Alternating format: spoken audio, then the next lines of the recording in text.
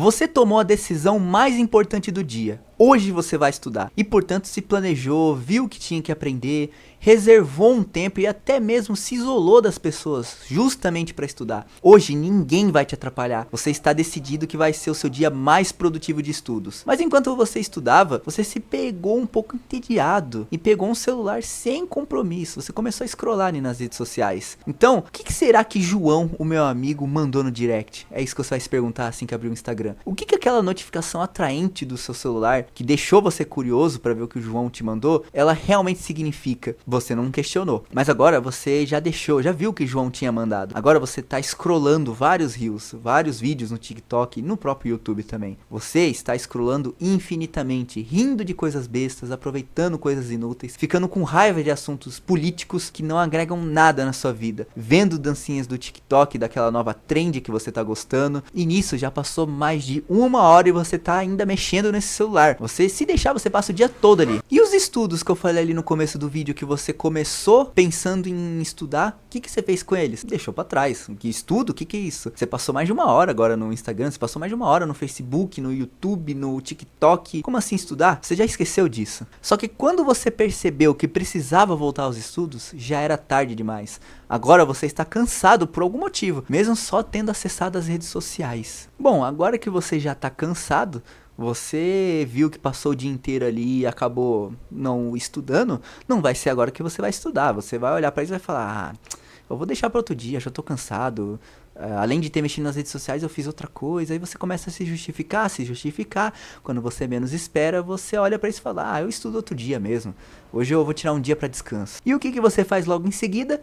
Volta para as redes sociais. Afinal, você já não estava tão interessado assim em estudar, concorda comigo? Então agora você vai voltar pro seu celular.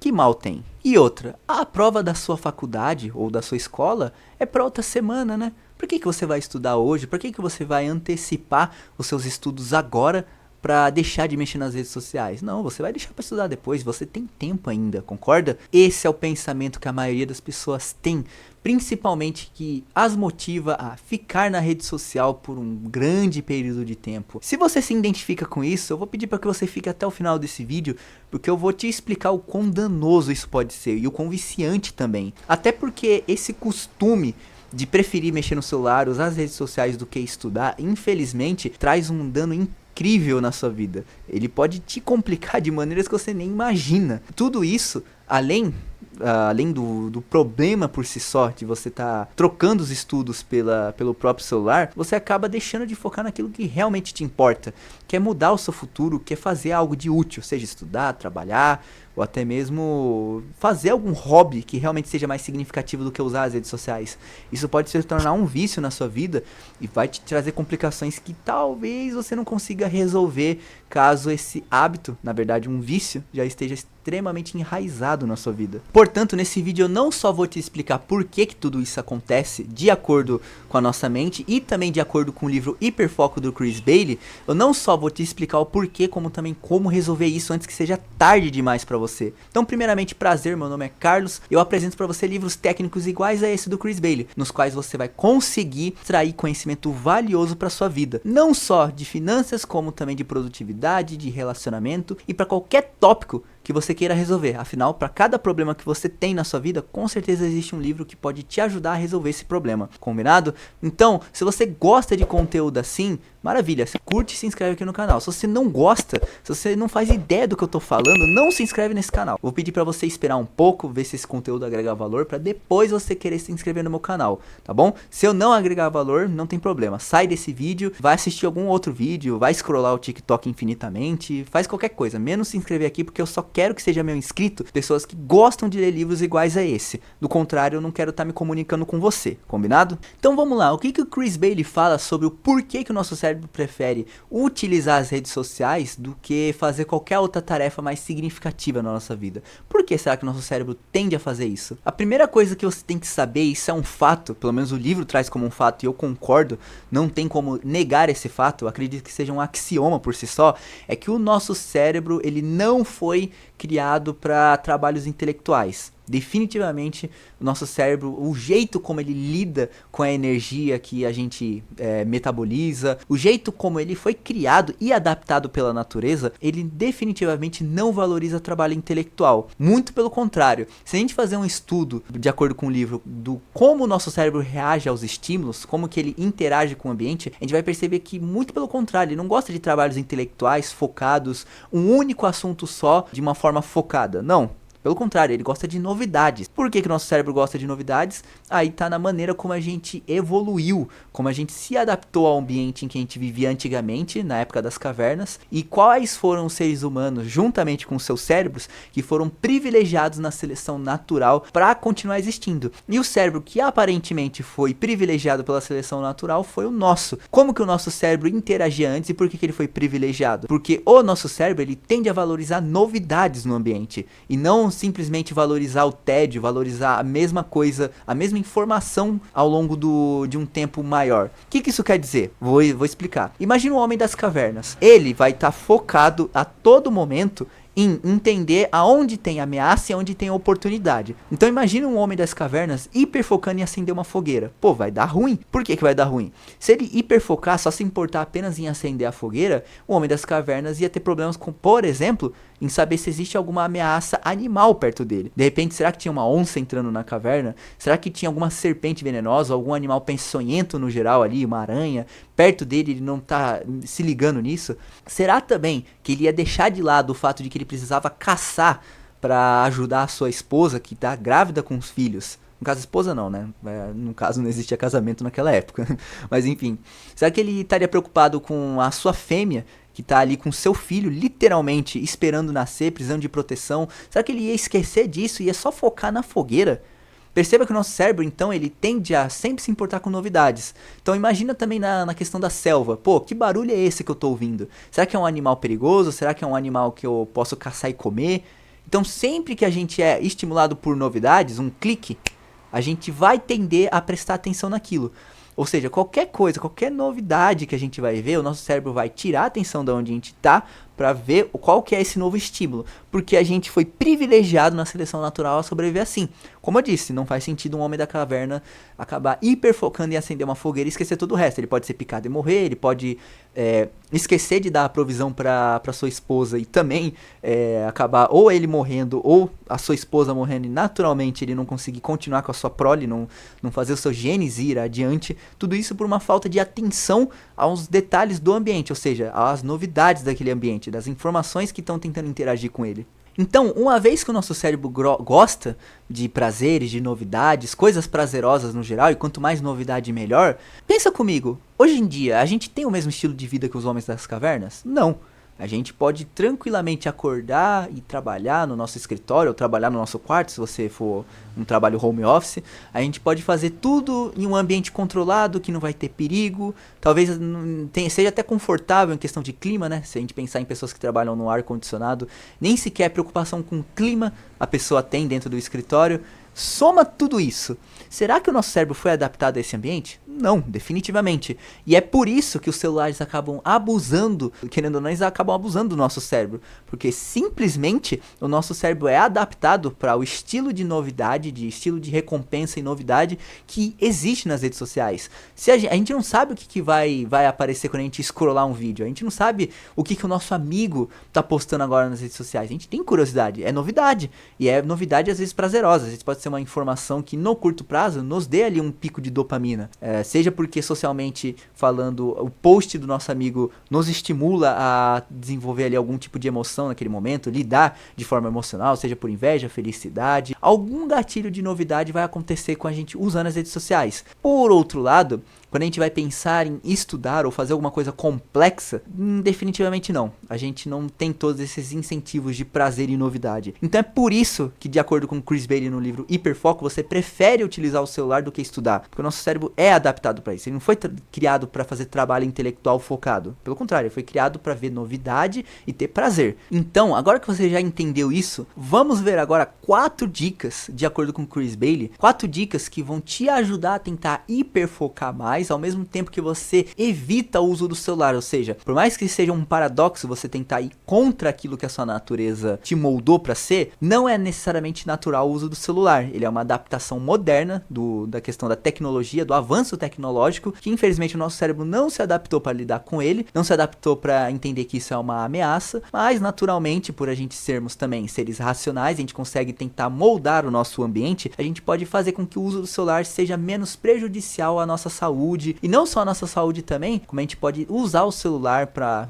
realmente os fins benéficos que ele tem, e não para um vício, não porque o nosso cérebro tende a se viciar nele por questões naturais. Então, vamos ver aqui as 4 dicas que o Chris Bailey dá para você lidar melhor com o celular e talvez, quem sabe, deixar o vício de usar ele de lado. Dessa forma, a primeira coisa que o Chris Bailey fala, a primeira dica é: busque hiperfocar em coisas que sejam significativas e importantes para você. O que seria algo significativo e importante? Toda vez que você decidir focar em alguma coisa, você tem que, de forma ativa, ou pelo menos de forma natural, se você criar o hábito, que é melhor ainda, você tem que pensar assim: eu estou gastando energia em estudar esse assunto. Esse assunto é significativo e importante para mim? Se passar por esse primeiro filtro, vai fundo. Porque se você olhar para o que você quer estudar e falar, cara, eu não gosto disso, o seu cérebro ele vai buscar justamente o que eu falei, prazer e novidade. Pelo menos de acordo com o Chris Bailey, é assim que o seu cérebro funciona. Agora, por outro lado, se você dá significado e vê prazer, você vê claramente, você consegue projetar na sua mente o resultado positivo de estudar aquele assunto, a tendência é que o seu cérebro busque, então, se moldar para encontrar novidades dentro daquela tarefa que você se propôs a fazer. Nisso, você também já quebra um outro problema. Você vai conseguir também identificar que talvez as novidades, os prazeres que o celular tem a oferecer para você não são tão relevantes, não são tão significativos e não tão prazerosos quanto um pequeno esforço para uma tarefa mais abstrata, uma tarefa até um tanto mais custosa, que é estudar, por exemplo. Mas não só isso, não só para estudar, pensa também no trabalho. Você tem um relatório muito chato para fazer, leve em consideração que se você fizer aquele trabalho muito bem feito, você vai chamar a atenção pelo menos do seu patrão ou do seu chefe, do seu gerente, alguém você vai ajudar fazendo aquele relatório chato que você mesmo não quer fazer. Imagina os outros. Porém, se você entrega o resultado, quer fazer o relatório ou fazer o serviço que ninguém quer fazer, todo mundo tem a mesma relutância que você, porque o cérebro de todo mundo busca novidade e prazer. Se você consegue fazer essa tarefa, você consegue projetar comigo que de repente seu patrão vai te reconhecer mais no serviço, ou que mesmo que ele te dê mais serviço, ele vai cogitar confiar mais em você, e a consequência da confiança é você ganhar mais dinheiro. Tudo bem que é um caminho longo, você viu pela minha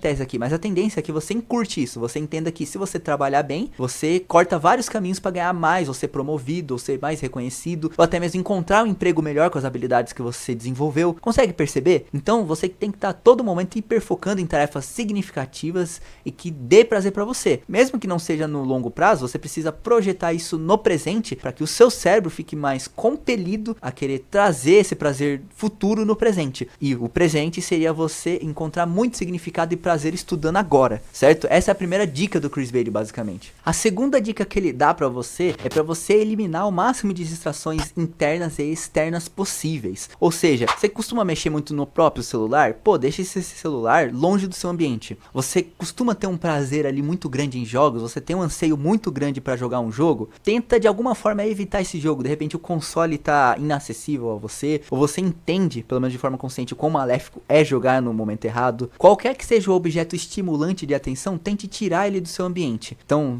de repente é um site que você acessa com mais frequência e é ruim, ou um aplicativo. Lembrando, 90% dos problemas é celular. Então, se você excluir o celular do teu ambiente, a tendência é que você consiga hiperfocar melhor. Beleza. Só que não só existem as distrações externas, que foi a que eu acabei de falar, como também existem as distrações internas. O que seriam elas? Basicamente são os pensamentos e coisas que você pensa que acabam sendo mal resolvidas dentro do seu cérebro. O que seria isso? Basicamente seriam os resíduos atencionais. Então, de repente, você está tentando lidar com essa tarefa que você quer iniciar, porém, você também está pensando em lembrar, não deixar o seu cérebro esquecer que você tem que buscar o seu filho 6 horas. Pô, ao invés de você se preocupar em buscar o seu filho 6 horas, por que você não anota num alarme ou algum software que seja a parte do seu cérebro? Por que você não anota isso em algum lugar com um sistema de notificações totalmente eficiente, como por exemplo o Microsoft To Do, ou qualquer outro software que você quiser usar? Por que você não delega o ato de lembrar coisas complexas para softwares, para você focar na tarefa que realmente importa, que é a tarefa criativa? Porque, querendo ou não, o seu cérebro não foi, de acordo com o Chris Bailey, também montado para você guardar informações. Ele foi feito para ser criativo,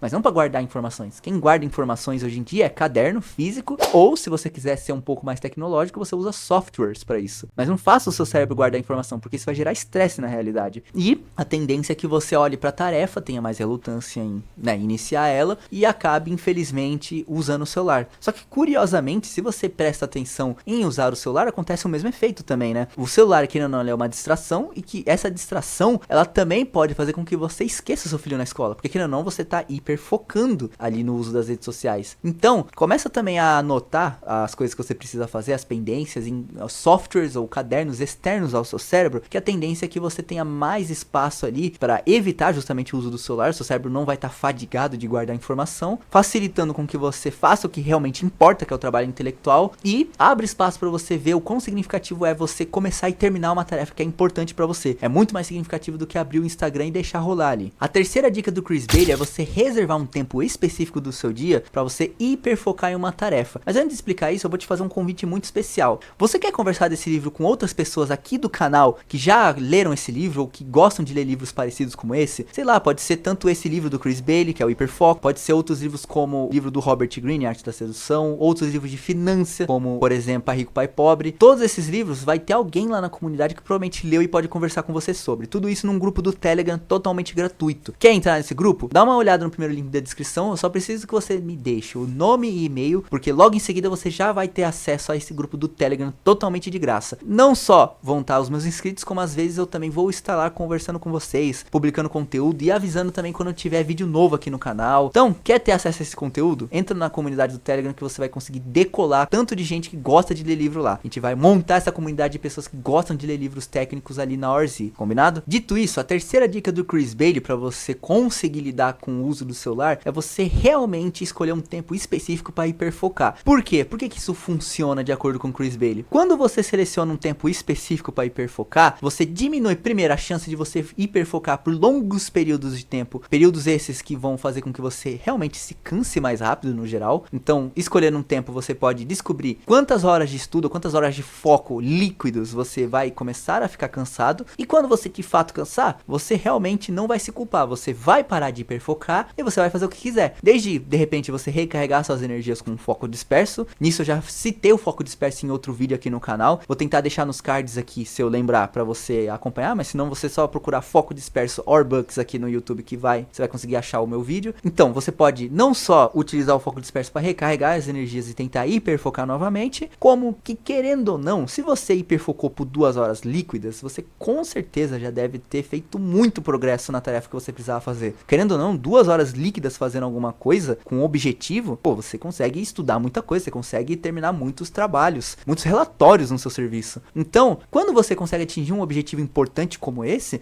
não tem problema você mexer no celular. É claro que o celular, ele vai ser ali de novo um objeto que vai ser estimulante, vai te viciar, vai tirar a sua atenção, vai te deixar cansado igualmente você ficaria se estivesse trabalhando de forma focada. Só que tem um efeito muito interessante. Você começa agora a separar momentos de uso do que é usar o celular e o que é focar de fato. Só isso já vai te pôr acima dos demais. Porque se você conseguir controlar o seu vício no celular, você usar o seu celular em momentos estratégicos, não vai ter malefícios ali do uso do celular. Então o uso do seu celular vai ficar agora algo normal. O que você não pode fazer é deixar com que o uso do celular também ultrapasse o tempo produtivo que você teria. Mesmo que esse tempo produtivo seja 2 horas líquidas. Porque 2 horas líquidas de estudo, pô, você estuda coisa pra caraca. Então, nessa terceira dica, pra você aplicá-la com maestria, dá uma pausa também, planeja um pouco o seu dia e tenta entender quanto de hiperfoco você consegue ter. Quanto tempo eu consigo focar? Pô, 5 minutos. Cara, não tem problema, você tá começando, tá bom, começa hiperfocando 5 minutos, depois vai fazer qualquer outra coisa. Depois, ao longo do tempo, a ideia é que você vai aumentando esse tempo até perceber que, caraca, agora eu consigo focar mais, que legal, vou continuar investindo aqui no hiperfoco. Quando você vê, você vai estar engajado tanto, sei lá, com uma tarefa como uma leitura, como alguma tarefa mais